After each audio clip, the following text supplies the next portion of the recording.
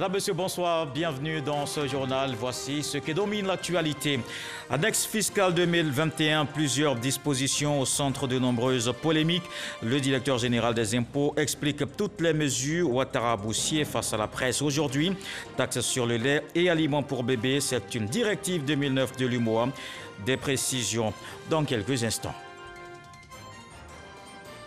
Demain, 15 janvier 2021, le prix de la baguette de pain ne va pas augmenter. Contrairement à l'annonce faite par certains médias, le coût reste à 150 francs CFA. Les acteurs assurent les populations. Il s'est tenu aujourd'hui une rencontre entre le ministre du Commerce et les patrons boulangers, artisans et pâtissiers de Côte d'Ivoire.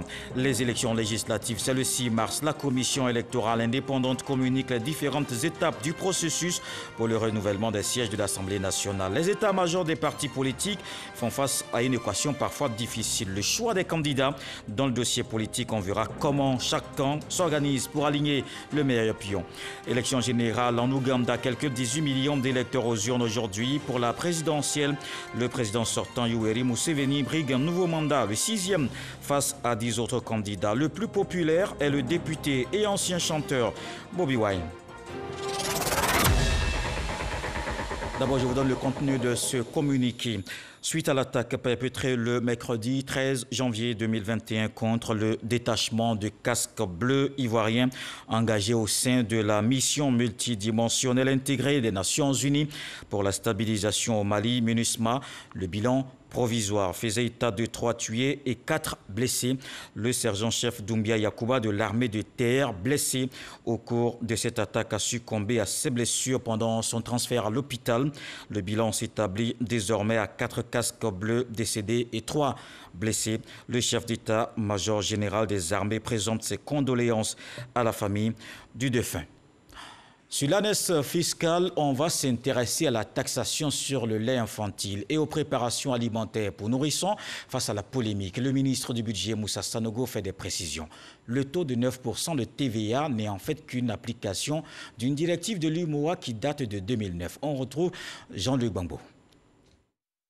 C'est de cette note, un communiqué de l'Union nationale des pharmaciens privés de Côte d'Ivoire qui a fuité sur les réseaux sociaux que la polémique est partie.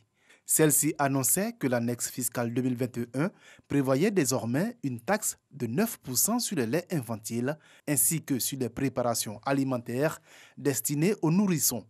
Une annonce qui a fait réagir le ministre du Budget du portefeuille de l'État. À l'en croire, il n'en est rien. De nouvelles taxes créées, il n'en est rien. À la vérité, c'est depuis 2011 que l'État de Côte d'Ivoire s'est doté d'une législation en matière de taxation des produits laitiers, et ça en ligne avec les directives de l'UEMOA. Vous savez, il y avait quelques difficultés sur le terrain qui conduisaient à beaucoup de contentieux avec la Direction générale des impôts. Donc il nous a paru plus simple d'être plus précis au niveau de la législation. La législation a donc instauré un taux de TVA de 9% pour le lait concentré non sucré et le lait en poudre et 18% de TVA pour tous les autres types de lait. Mais cette taxe de 9% sur le lait infantile ainsi que sur les préparations alimentaires destinées aux nourrissons n'avait jusqu'à ce jour jamais été collectée. La faute à une interprétation erronée des entreprises qui les commercialisent.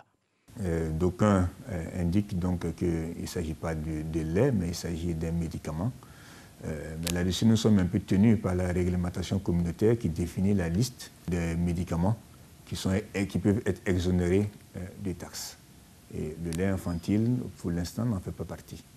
Ce qu'il faut retenir, c'est que l'annexe fiscale 2021 n'institue pas une nouvelle taxe sur le lait infantile. Elle vient plutôt apporter une précision dans le but de mettre fin à ces interprétations erronées, source de nombreux contentieux. Une autre préoccupation des populations. Quelques médias avaient annoncé une augmentation du prix du pain dès demain, 15 janvier. Ce ne sera pas le cas. La baguette garde son coût habituel, c'est-à-dire 150 francs CFA. Une décision prise suite à une rencontre d'échange entre Souleymane Diarra-Souba, ministre du Commerce, et les patrons artisans boulangers et pâtissiers de Côte d'Ivoire. Walter Amadou Ouattara.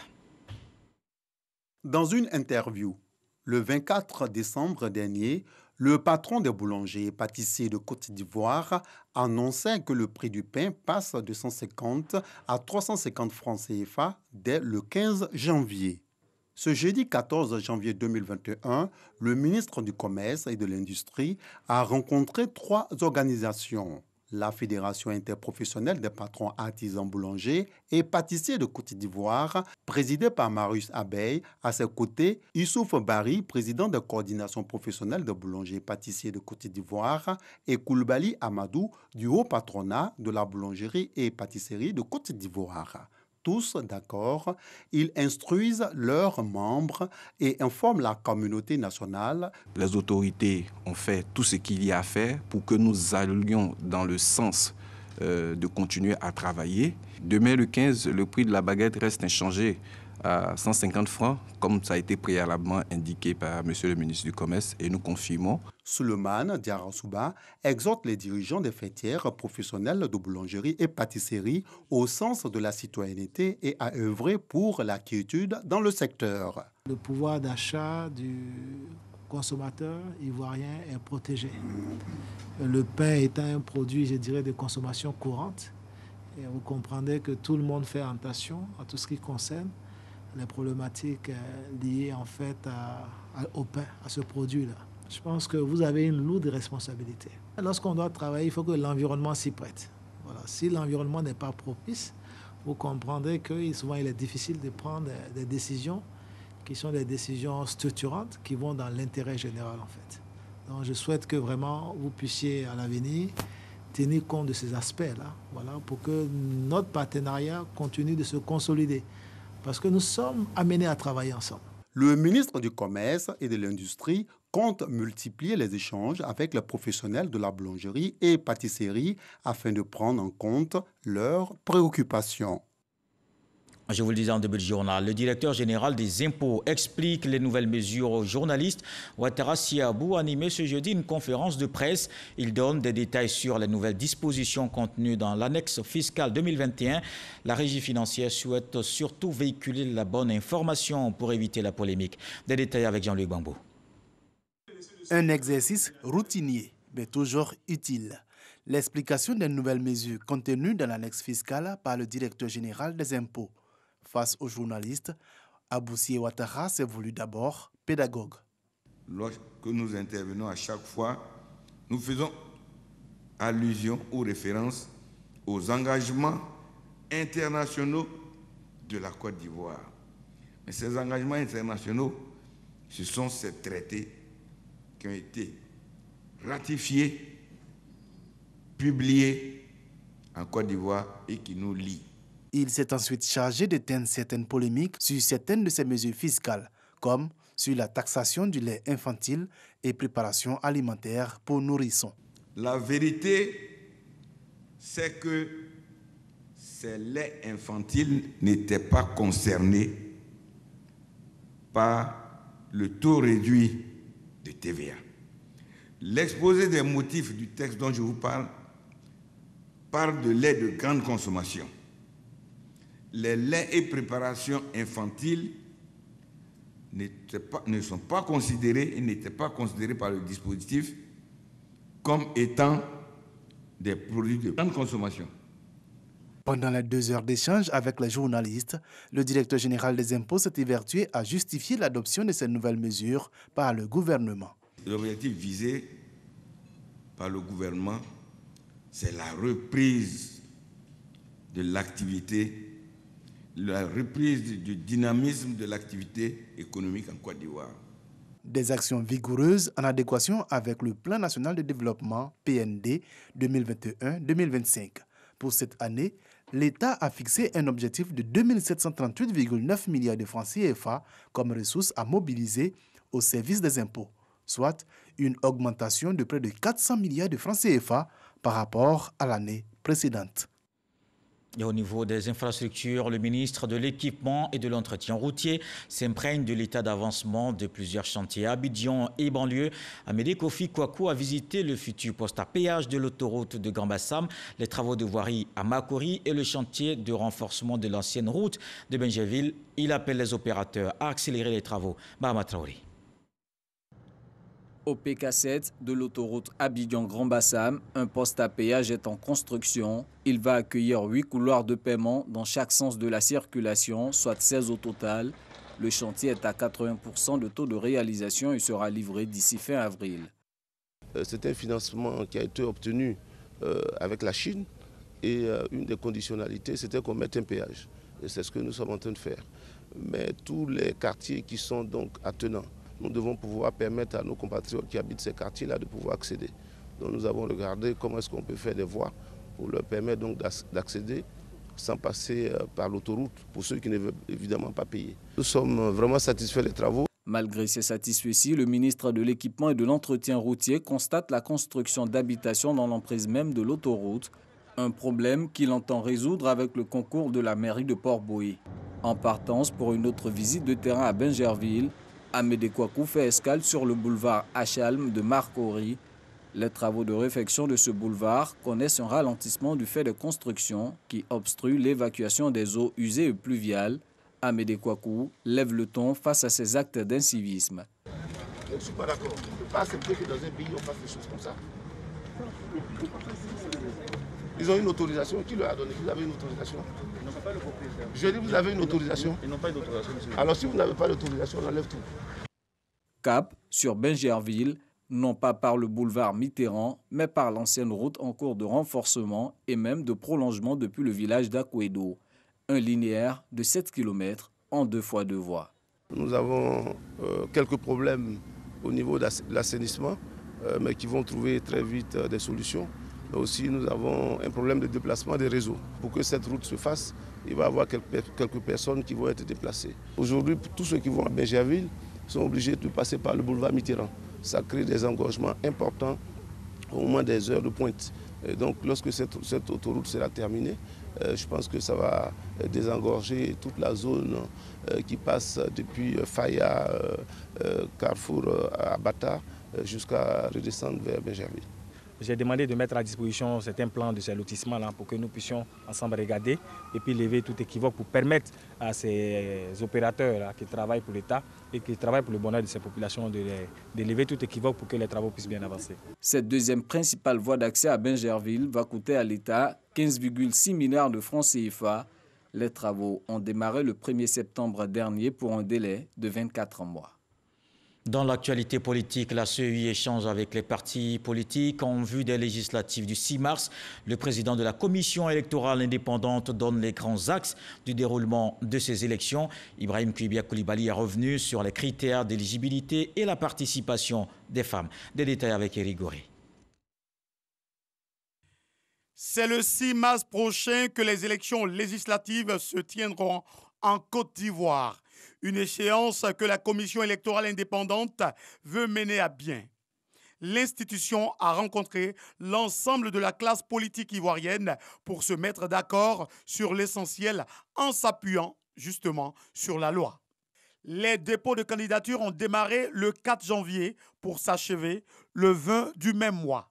La campagne électorale s'ouvrira du 26 février au 4 mars 2021. Nous avons rencontré ce matin les partis politiques et les membres de la société civile, parties prenantes aux élections législatives.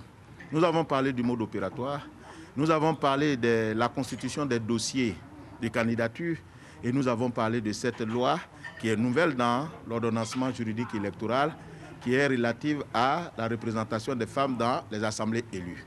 Cette année, le taux de participation des femmes à ces élections est de 30%.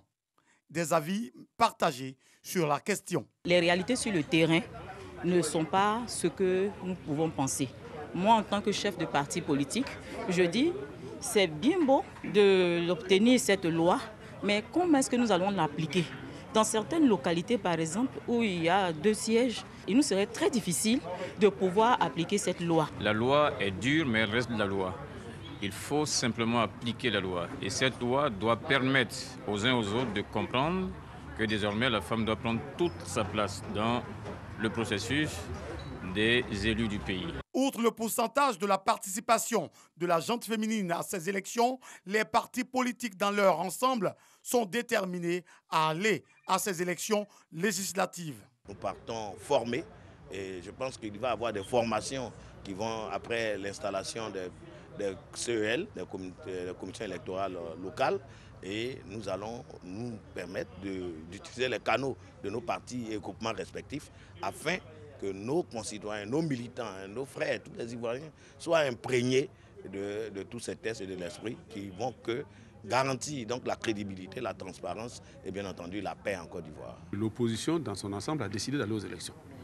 Eh bien, comme on n'est pas dans une logique d'affrontement et de confrontation ou de belligérance, eh bien, on appelle toujours au dialogue et on met en avant les préoccupations qui sont les nôtres pour qu'on les examine ensemble et qu'on voit qu'est-ce qu'on peut régler maintenant pour rendre le jeu électoral transparent et qu'est-ce qui peut être réglé un peu plus tard. L'élection des députés à l'Assemblée nationale de Côte d'Ivoire est donc prévue pour le 6 mars prochain. Quant à la proclamation provisoire des résultats, elle aura lieu le 9 mars 2021.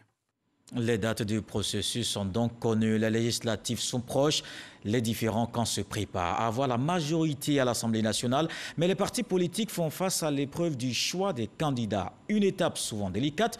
Ce jeudi, on s'intéresse justement aux procédures mises en place dans les différents états-majors de partis pour le meilleur choix. Le dossier politique, c'est avec Alexis Ouedraogo.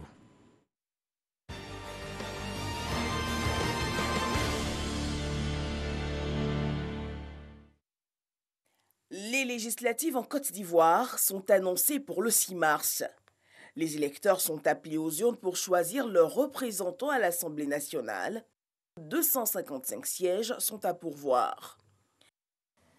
Albert Mabritoakeus est le président de l'UDPCI.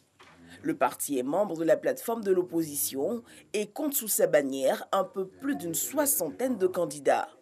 L'UDPCI a un comité électoral qui a reçu toutes les intentions de candidature au niveau des différentes circonscriptions. Dans le cadre de la coalition de l'opposition, des rencontres ont démarré pour voir si nous pouvons sortir donc des candidats consensuels. La coalition de l'opposition a annoncé un front commun pour les législatives. Elle prévoit présenter un candidat commun par siège. Dans un contexte où les déperditions de voix inquiètent, l'UDPCI a mis en place un comité de sages pour harmoniser les choix. Aux dernières législatives, près d'une quinzaine de circonscriptions, on avait des candidatures multiples. Quelquefois, nous allions jusqu'à 4 candidats issus de nos rangs. Et puis après, quand on perdait l'élection et qu'on comptabilisait les voix de nos candidats, on se rendait compte qu'on avait des fois plus du double des voix obtenues par le député élu. Il faut faire en sorte de parler au cadre du parti pour dire que tous ne peuvent pas devenir donc députés en même temps. Nous sommes malheureusement obligés de faire des choix. Au Front populaire ivoirien, le parti a fait le choix de parler d'une même voix au sein de la plateforme de l'opposition. Un exercice délicat. Dans les choix, nous tenons compte des forces en présence. Prenez une circonscription comme Cocody, vous verrez qu'il y a le PDCI, il y a le Front populaire ivoirien, il y a d'autres forces. Et à partir de l'appel à candidature, nous les enregistrons et nous faisons des conciliabules en vue de retenir, ici c'est 2 sièges, retenir 2 sièges. 2 sièges et généralement c'est le couplage. Le couple parti A, parti B. Donc si nous choisissons le FPI, comme il y a 2 sièges, alors nous l'arrimons au PDCI, de sorte que les deux se sentent concernés par l'élection qui doit se tenir dans cette circonscription. Là où il y a les sièges uniques, bien entendu, c'est la même chose. Parce que chaque parti a sa cartographie.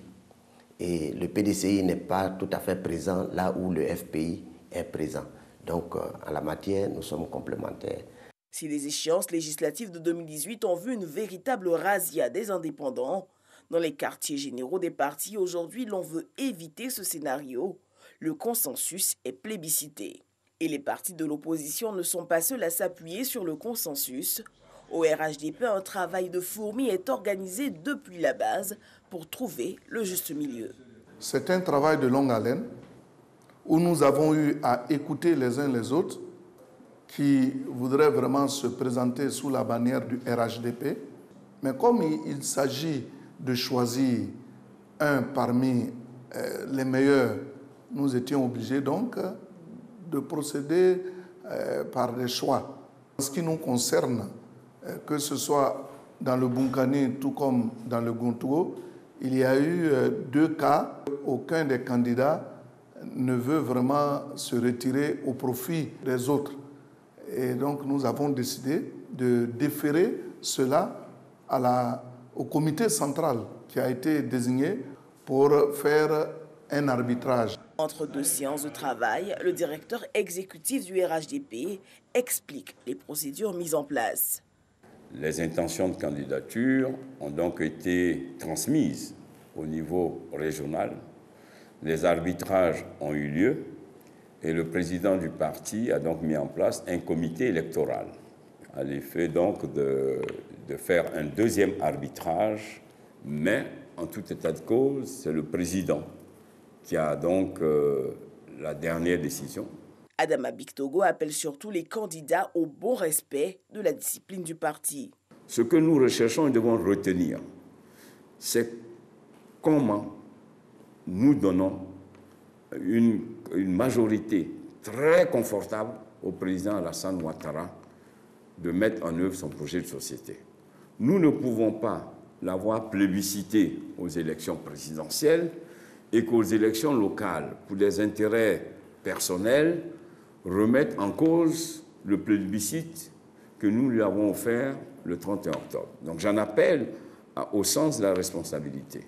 Ceux qui n'auront pas été choisis seront reçus par la direction du parti pour qu'ensemble, dans une démarche solidaire, mais une démarche d'écoute, nous puissions trouver des solutions pour chacun de nous. C'est ensemble que nous devons gagner. Le défi majeur de ces prochaines échéances électorales reste le choix de candidats communs. La commission électorale, elle, referme les portes du dépôt des candidatures le 20 janvier prochain. Les procédures pour le choix des candidats aux législatives dans les partis, c'était le dossier politique avec Alexis Ouedraogo. La lutte contre la Covid-19 se poursuit, surtout en ces temps de résurgence de la maladie. On maintient donc l'observation des gestes barrières.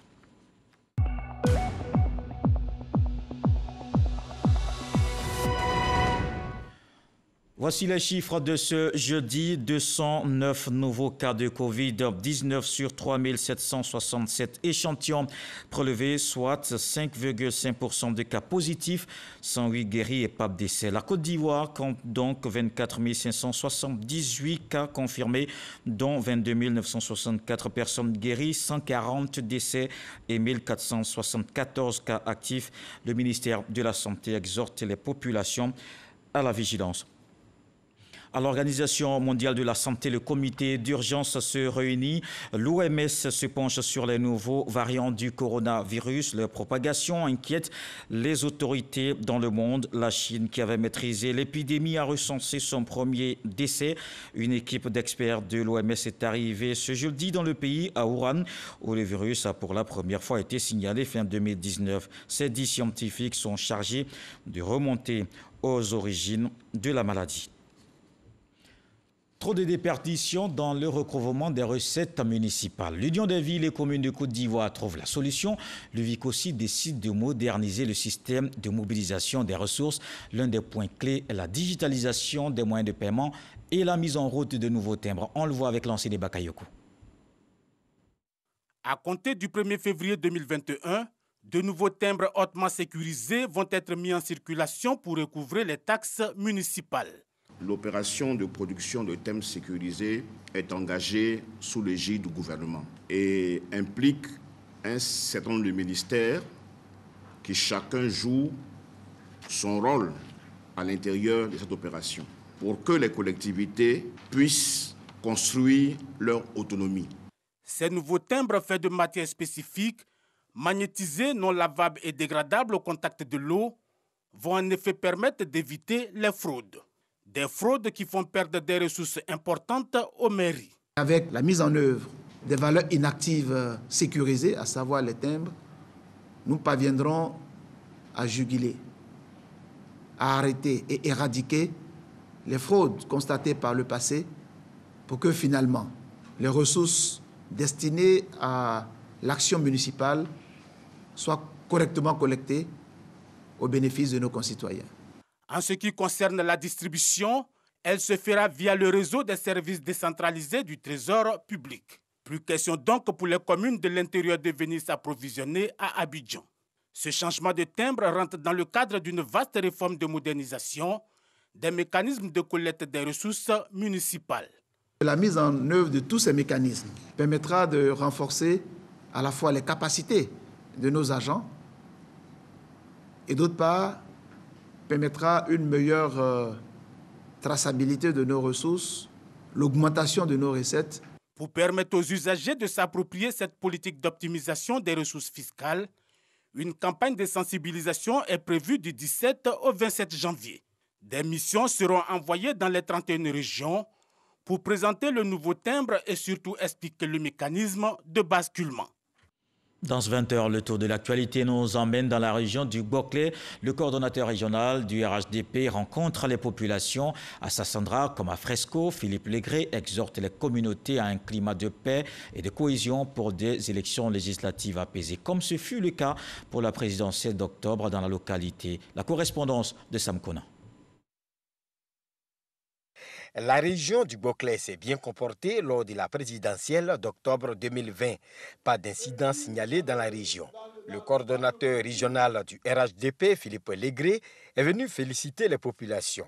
Pendant les élections présidentielles, il n'y a pas eu de grabuge chez nous ici. Nous nous sommes entendus avec nos frères de l'opposition. Nous avons pris toutes les dispositions utiles pour que les élections se déroulent dans la paix. Et les élections sont déroulées dans la paix. Et encore, au niveau des choses, des législatives, les élections vont se dérouler dans la paix. Parce qu'en fait, détruire pour nous, au niveau de la région de Boclé, ce serait ne pas être reconnaissant vis-à-vis du président pour tout ce qu'il a fait pour notre région. Ce climat de paix et cette volonté de voir le Boclé se développer a permis à la région d'avoir un taux de participation de 70,51% et 94% de voix en faveur du président Alassane Ouattara. En dehors des 9 autres régions du Nord, le Hambourg a battu le Hambourg même. Eh bien, la région de Boclé a battu toutes les autres régions de la Côte d'Ivoire. Applaudissez pour le résultat, pour le vote. Pour le coordonnateur régional qui était à Sassandra et à Fresco, cette victoire n'est peut-être plus confortable que si le RHDP obtient la majorité des sièges au Parlement.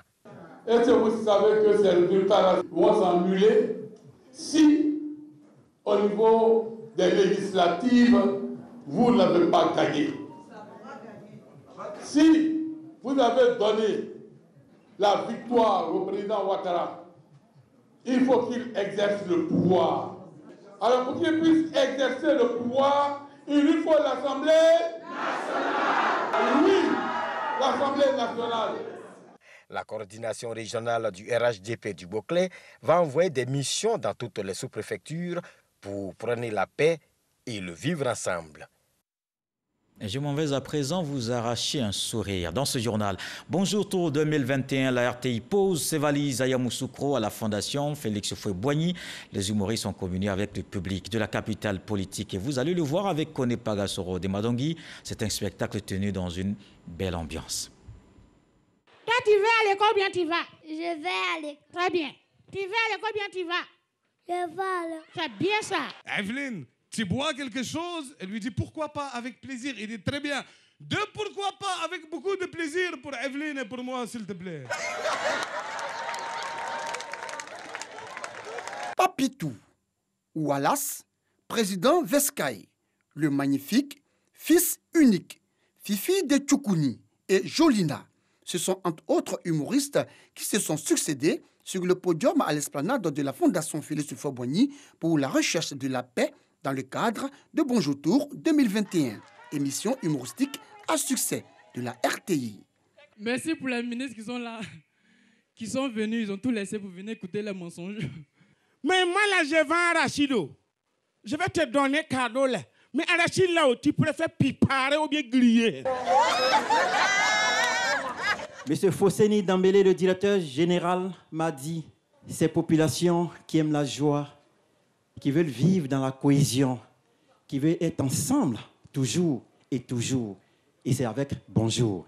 L'émission Bonjour Toro Yamoussoukro a été gracieusement offerte par le ministre Souleymane Diarra Souba, ministre du Commerce et de l'Industrie par ailleurs, parrain de cette première étape. Il avait à ses côtés le ministre-gouverneur Augustin Thiam.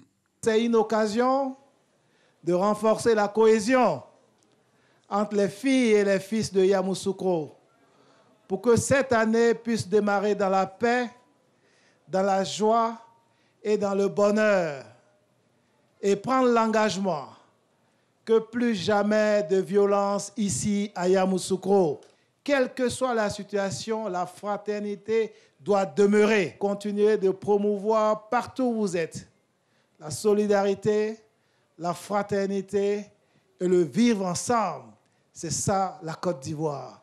Je souhaiterais remercier mon jeune frère, le ministre Souleymane Diarra Souba, de cette belle initiative qu'il a prise depuis l'année dernière de nous offrir cette émission. L'humour permet la détente, favorise la réconciliation, l'entente et l'harmonie entre les différentes populations de Yamoussoukro. L'initiative du ministre Souleymane Diarra Souba saluée par les populations de Yamoussoukro qui n'ont pas boudé leur plaisir. Il fallait ça pour que la population puisse se regrouper pour vivre ce moment joyeux. Je suis vraiment très heureux. J'ai été même impressionné. Je dis merci au ministre Souleymane Diarra Souba. C'est important qu'on se réunisse comme ça, qu'on soit ensemble dans la paix et la joie. Yamoussoukro a vécu le moment difficile, il fallait tout ça. Le parrain assure les populations de la capitale politique du retour de Bonjour à Yamoussoukro le 8 janvier 2022. Prochaine étape pour l'équipe de production le samedi 16 janvier à Biancouma, à l'ouest de la Côte d'Ivoire.